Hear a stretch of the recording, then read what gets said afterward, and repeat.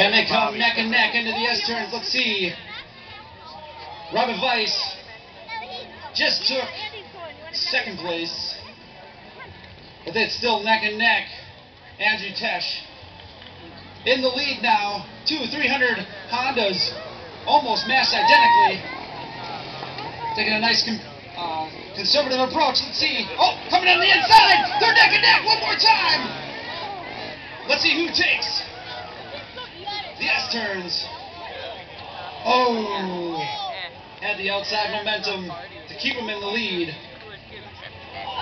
Andrew Tesh now neck and neck once again with Austin. Let's see if they come along into the finish line stretch. They are still neck and neck, ladies and gentlemen.